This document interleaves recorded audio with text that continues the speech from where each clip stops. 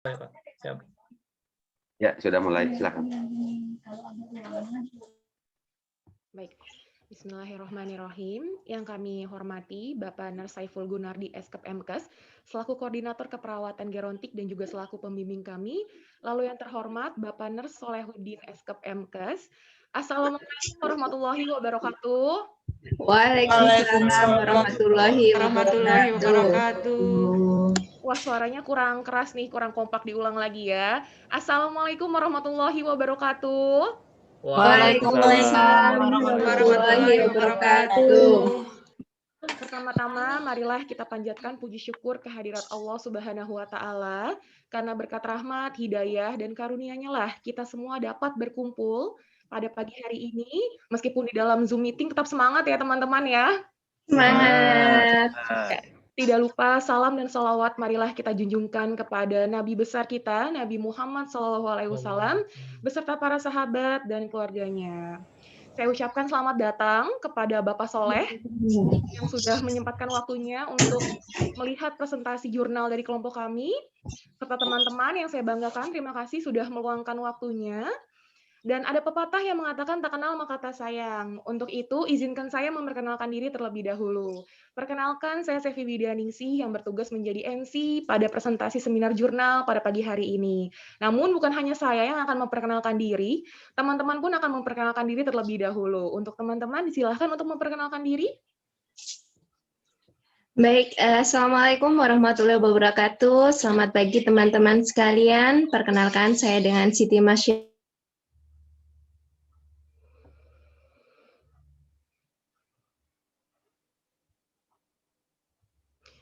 Mohon maaf Kak, suaranya nggak ada.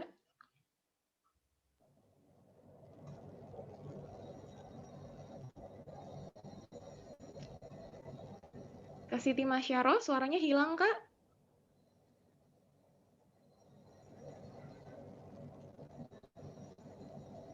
Untuk teman-teman, suara Kak Siti Masyaro terdengar atau tidak Kak? Tidak. Keluar kayaknya ya? Kayaknya keluar deh. Sepertinya sinyal ya, loading ya. Oke, sambil menunggu Kak Siti Masyaro, boleh dilanjutkan dengan kakak-kakak yang selanjutnya untuk memperkenalkan diri terlebih dahulu, Kak. Baik, Assalamualaikum warahmatullahi wabarakatuh. Waalaikumsalam warahmatullahi wabarakatuh. Perkenalkan, nama saya Muhammad Alwan Nugroho. Saya bekerja di Rumah Sakit Marzuki Mahdi. Oke, terima kasih Kak Alwan. Selanjutnya. Assalamualaikum warahmatullahi wabarakatuh. Perkenalkan, nama saya Soleh Aditya Atmaja. Sama saya juga bekerja di Rumah Sakit Marzuki Mahdi Bogor. Salam kenal. Oke. Untuk selanjutnya, Kak. Assalamualaikum warahmatullahi wabarakatuh. Perkenalkan, nama saya Silmi Nur Hamida. Saya mahasiswa reguler dari Cianjur.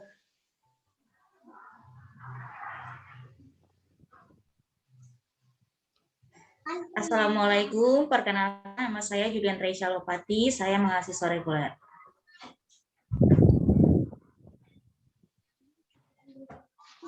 Assalamualaikum, saya Utri Citra dari Rumah Sakit Dr. Suyoto. Selamat pagi semua. Pagi Kak. Oke, terima kasih. Next. Assalamualaikum warahmatullahi wabarakatuh. Nama saya Surani, saya bekerja di Rumah Sakit Marzuki Mahdi Bogor. Terima kasih.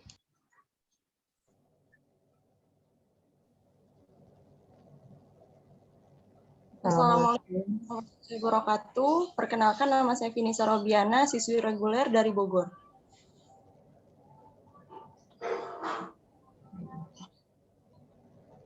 Baik, Assalamualaikum. Perkenalkan saya Debbie. Saya mahasiswa nurse. Saya bekerja di Rumah Sakit Angkatan Laut Dr. Minto Harjo. Terima kasih.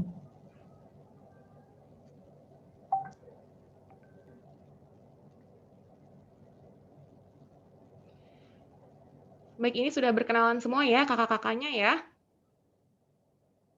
Mbak Nera belum kayaknya ya? Iya, mungkin terkait sinyal, Kak Nera. Saya belum. Ya, maaf. Assalamualaikum warahmatullahi wabarakatuh. Saya Nera Anastasi, saya bekerja di Rumah Sakit Dr. Hafiz Cianjur.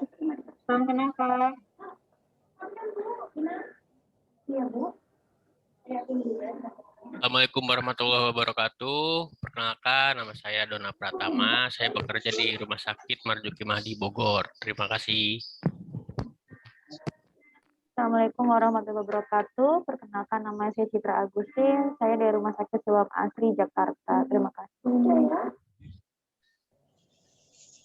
Untuk Kak Mei sudah bergabung kembali, Kak?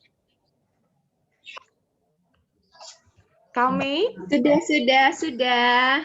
Baik. Mohon maaf ya, ada gangguan. Ya, silakan memperkenalkan diri terlebih dahulu, Kak, sekaligus sebagai moderator.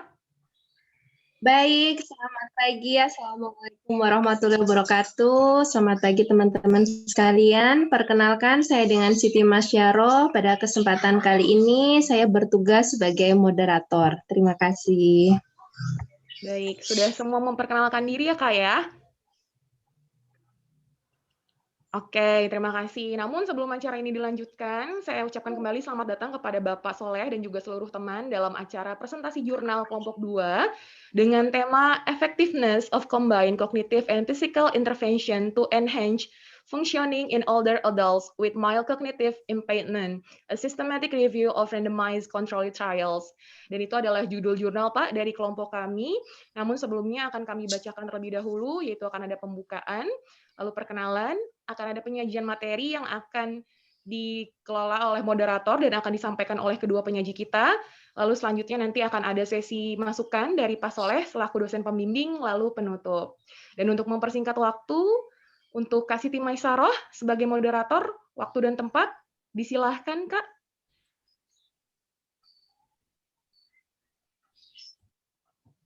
Kak Siti Maisaroh. Baik.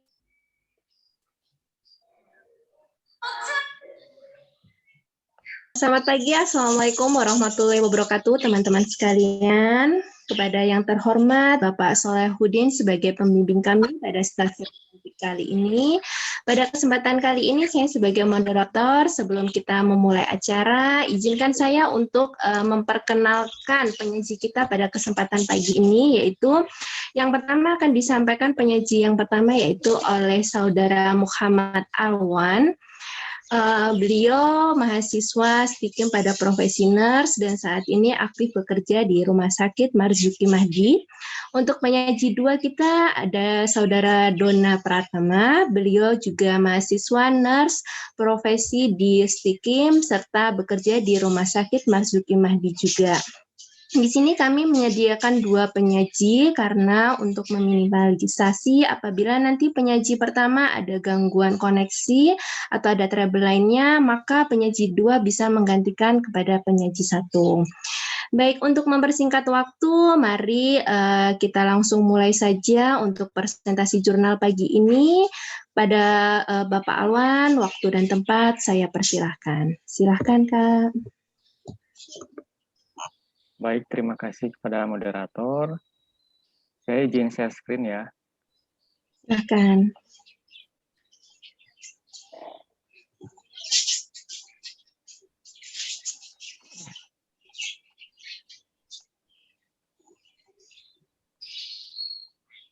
Apakah sudah terlihat? Sudah. Ya.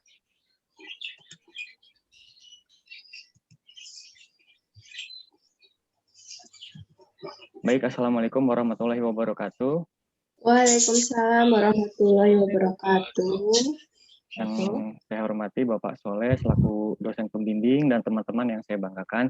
Pada kesempatan kali ini saya akan mewakili teman-teman untuk mempresentasikan hasil diskusi kami terkait jurnal yang kami temukan tentang terapi non-farmakologi dari keperawatan gerontik.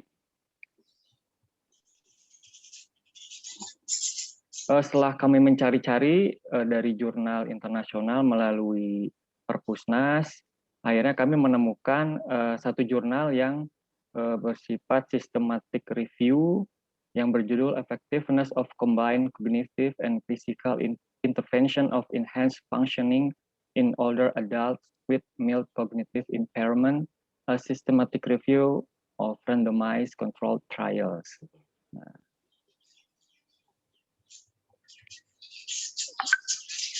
Pada jurnal atau artikel yang kami temukan, si peneliti itu membuat systematic review ini dengan latar belakang pada tahun 2050 diestimasi atau diperkirakan orang Amerika yang berusia 65 tahun ke atas yang mengalami demensia akan mengalami peningkatan hampir 3 kali lipat, yaitu sebanyak 18 juta orang yang akan mengalami demensia.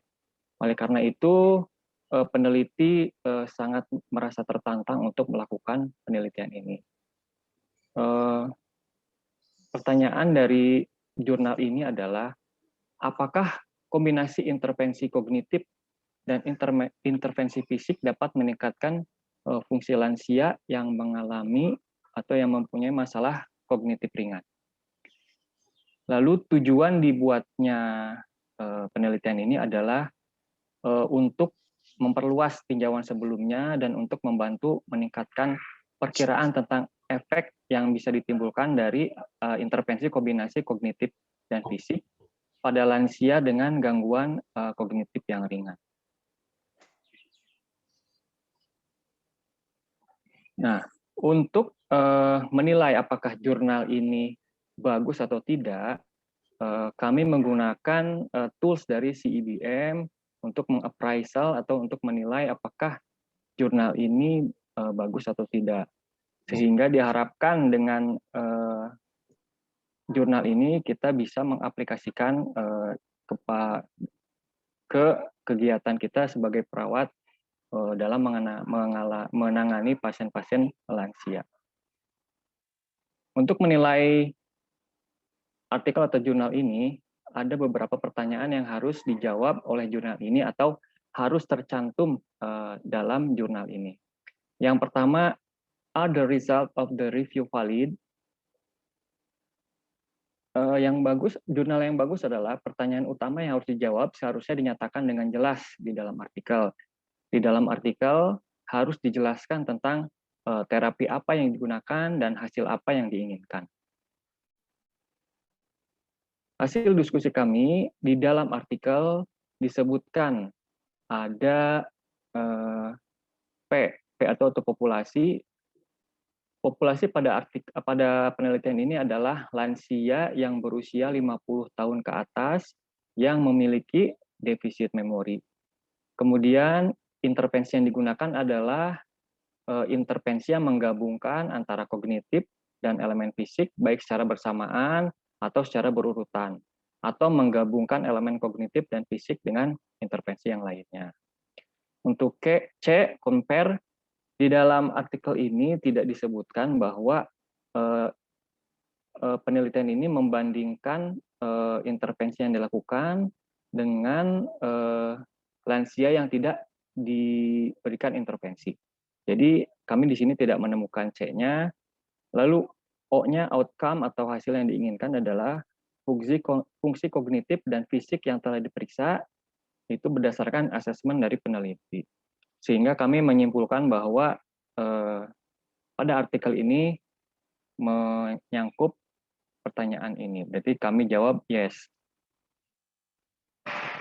Pertanyaan yang kedua adalah, is it unlikely that important relevant studies were missed? Apa yang bagus? Yang bagus adalah dalam pencarian artikel menggunakan basis data bibliografi utama, misalnya Medline, Cochrane, Embase, dan lain-lain. Pada artikel ini disebutkan bahwa peneliti melakukan pencarian jurnal melalui basis data PubMed, SeqInfo, Agilent, Medline, Web of Science, and ProQuest. Jadi kami jawab yes.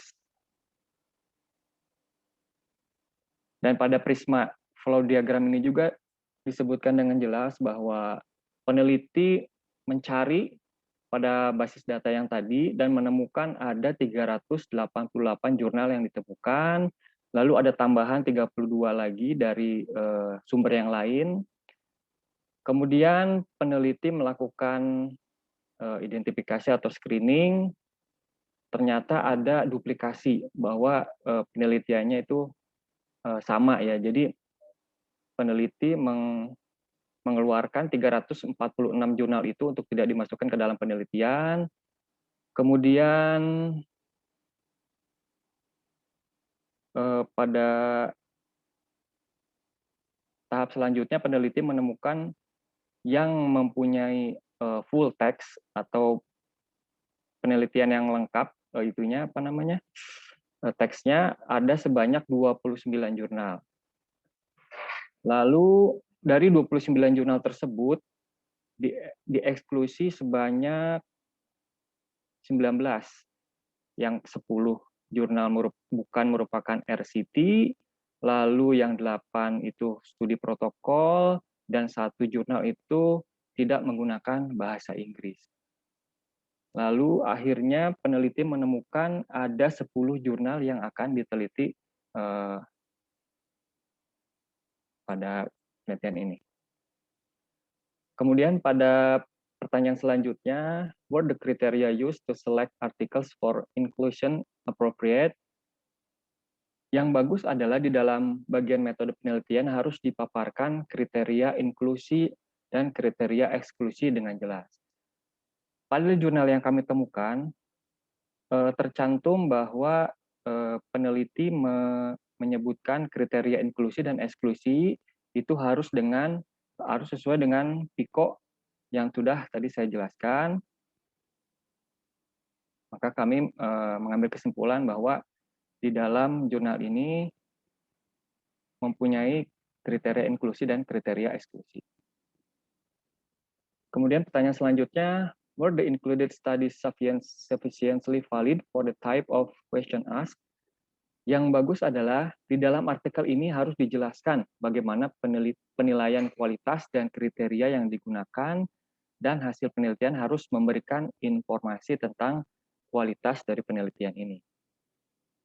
Dalam artikel ini dinyatakan bahwa penilaian kognitif dilaporkan sendiri oleh pasien atau berdasarkan asesmen dokter terkait fungsi fisik yang diperiksa. Proses penyaringan dilakukan secara independen oleh 2 penulis menggunakan formulir seleksi yang sudah disiapkan.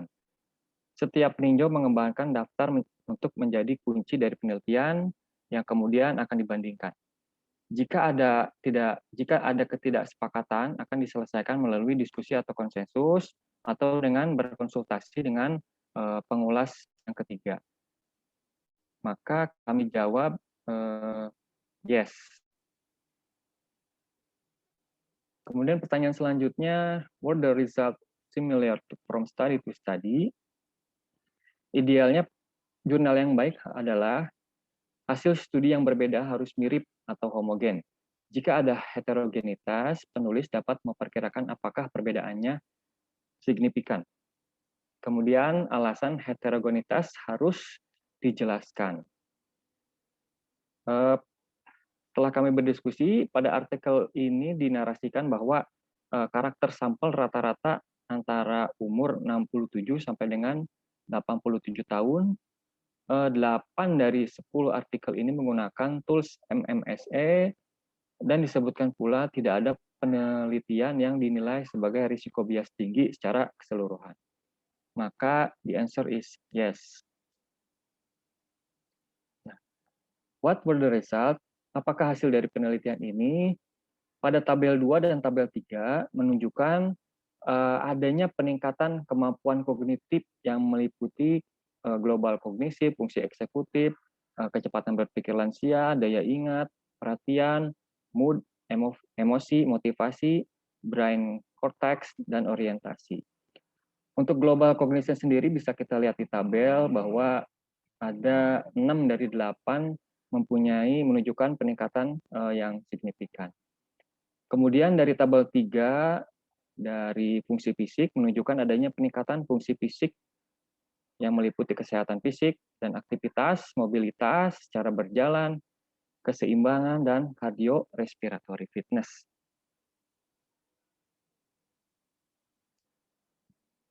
Maka kesimpulan dari jurnal atau artikel ini adalah kombinasi intervensi kognitif dan fisik itu mempunyai potensi untuk meningkatkan fungsi kognisi global, kemampuan memori, suasana hati, emosi, motivasi, korteks otak, dan orientasi, dan meningkatkan fungsi fisik.